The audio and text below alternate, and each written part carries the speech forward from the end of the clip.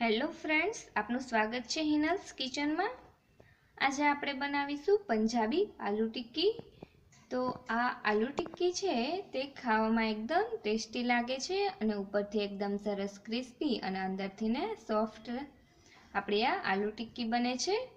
આમાં આપણે કોર્નફ્લોર કે બ્રેડ ક્રમ્સનો ઉપયોગ કર્યા વગર જ ફક્ત ચોખાના લોટનો ઉપયોગ કરી અને આપણે આ આલુ ટિક્કી બનાવીશું। તો તેમને બનાવવાની રીત જોઈ લઈએ। તો એમના માટે મેં બટેકા લીધેલા છે। આપણે તેમને આ રીતના મેશ કરી લઈશું।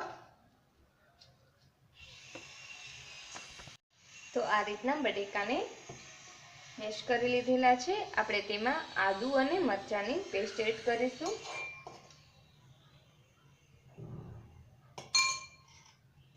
સ્વાદ અનુસાર નમક એડ કરીશું। મરચું પાવડર, હળદર, ધાણા જીરું પાવડર એડ કરીશું અને કોથમીર,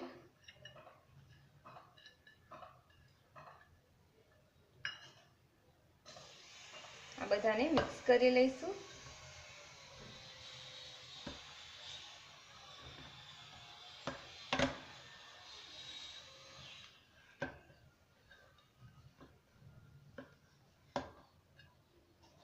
આપણે તેમાં આમચૂર પાવડર એડ કરીશું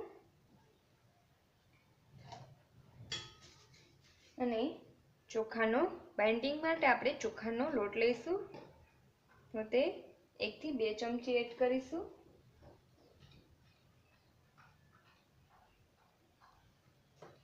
અને આમને મિક્સ કરી લઈશું।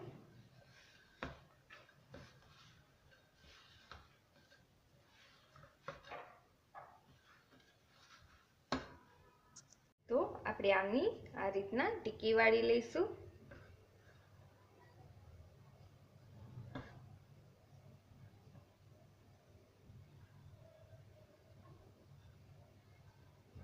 આ રીતના આપણે બધી જ કમ્પ્લીટ કરી લઈશું વાળીને।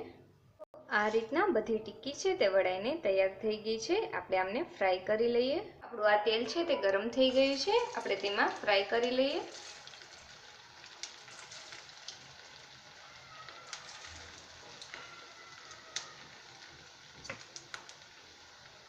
આપણે આમને મીડિયમ ગેસની ફ્લેમ ઉપર જ ફ્રાય કરવાનું રહેશે।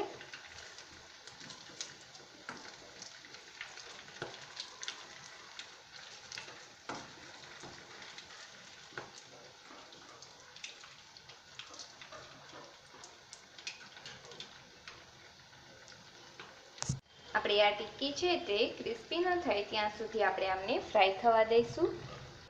આપણી આ ટિક્કી છે તે બંને બાજુથી ને ગોલ્ડન બ્રાઉન ફ્રાય થઈ ગઈ છે। હવે આપણે આમને કાઢી લઈશું।